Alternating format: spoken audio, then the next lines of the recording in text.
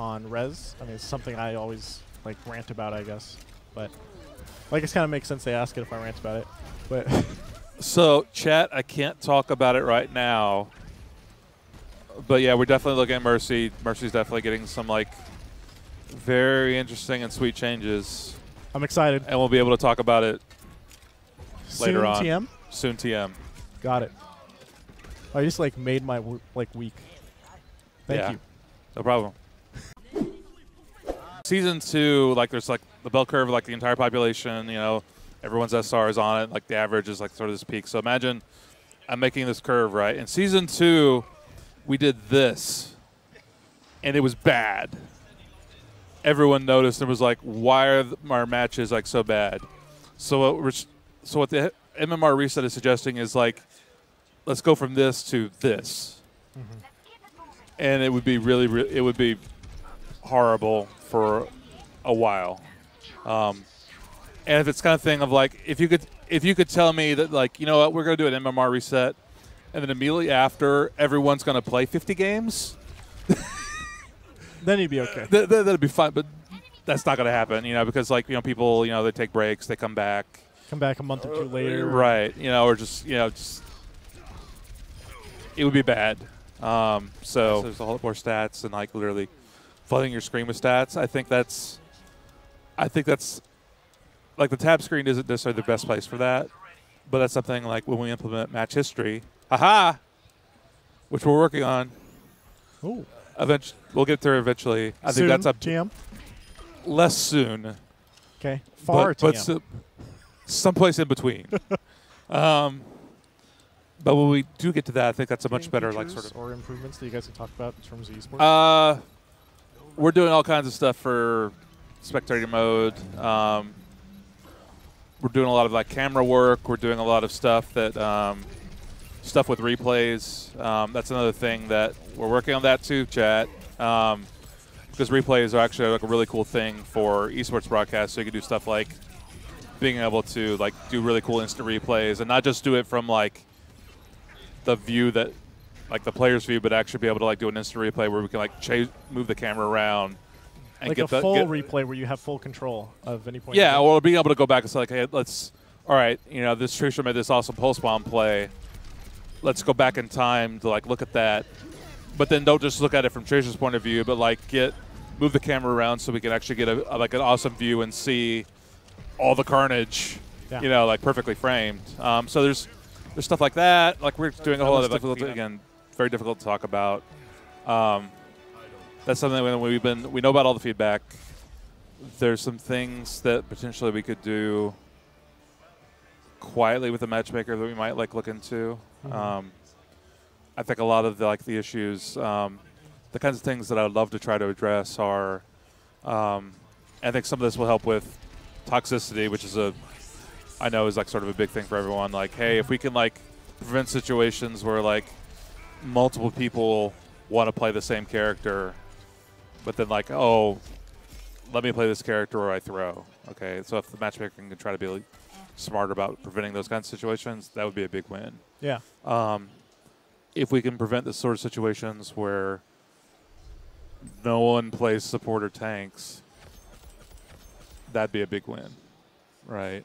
It's more of, it sounds like what you're saying is it's easier to do those types of things like slightly. So we've been pretty happy so far with like competitive Lucio Ball. That was kind of like a very interesting sort of thing for us. It required us, we had to do a bunch of work to, you know, bring a lot of those systems over to Lucio Ball. Yeah. I mean, will there be a World Cup? I don't know. I mean, that's the kind of thing if like a bunch of fans wanted to put that together, I think it'd be really cool. Yeah, that would be cool actually. But I mean, not for a while. I am dying. No, you're not. What the heck? Don't die. I need this one trick problem solved. We're working on it. Yes. Thank you. Delicious water.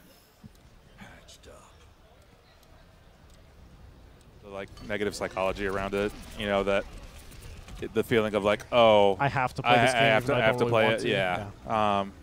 And again, like, it is achieving like an important purpose, And that's something, like right now, I might change it. Like, there's short-term changes that I would talk about, like, maybe later this week. And then there's sort of like some stuff in the medium term. I might also like even loosen up. People are incentivized to play ranks because they want a golden weapon. Are there any plans to like adjust that reward system in any capacity?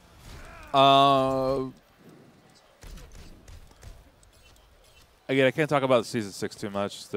But in terms of like from a philosophical standpoint, we really don't want to necessarily like add much, add to it. It's kind of thing of like, ideally, like you should be playing competitive because you want to play that. You know, you want to. You're looking for like a more serious environment. Exactly. You know, being able to like working better as a team together. You know, playing a bit more seriously, etc. That's the reason you should really playing competitive, not just for the golden guns. Yeah, makes sense. Or if we added anything else, which we're not going to at this point, but yeah, that's what. These open spaces. Yeah, you know, it's actually kind of relieving, I think, to have in Overwatch on a lot of different maps they've created. Probably the first point is generally a choke point, right? On the vast majority of the maps. But on this first point, they're kind of switching up, guys. Look at this. Massive open space, a lot of different flanking routes. I think this will be probably a big favorite for a lot of people. So, Junkertown, man. Yeah. It's exciting.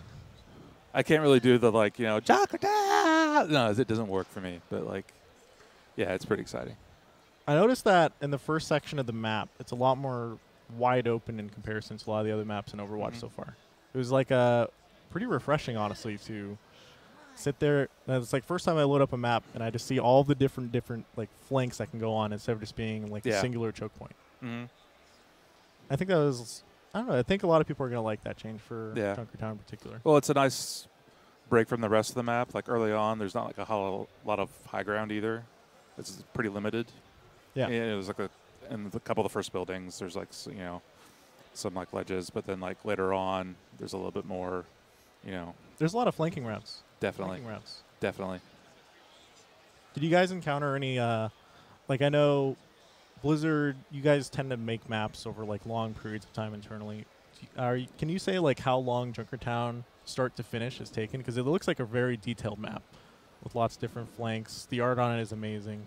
Yeah, no, that's definitely the case. I'm not sure exactly when we started it, so I mean, I can take you through the process. I mean, or like early on, we're figuring out like, hey, what's the next map we're going to work on? Yeah, and it's kind of a crazy thing because like there's so many different places we could make maps. We want to like do. It's like because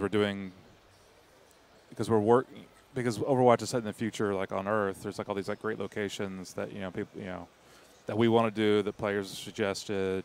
Different like fans from all around the world are like, we want a map, and we're trying to figure that all out. But like with Junkertown, so like I can't get like I know chat's been I've been reading you guys chat. You've been asking a whole lot of like what are we doing with competitive. Unfortunately, I can't really talk right now about like all the stuff we're doing for Season 6. Soon, very soon. I'll be able to talk about that a bit more.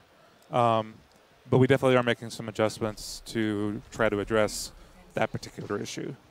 That's exciting. Right. That's cool. So. Nice. Most all the time. Most of them.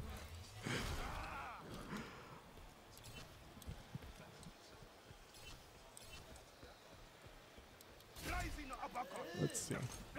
Improve the training room. That's a niche feedback. I've never heard that one. Oh, no, we heard that. Really? Oh, yeah. No, it's something.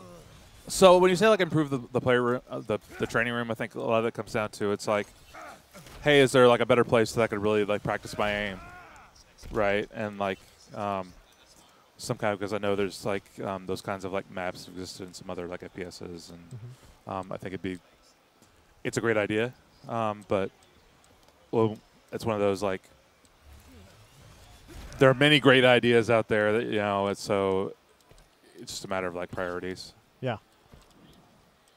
I noticed. You don't really notice him as much, but I mean, maybe with objective than the defense.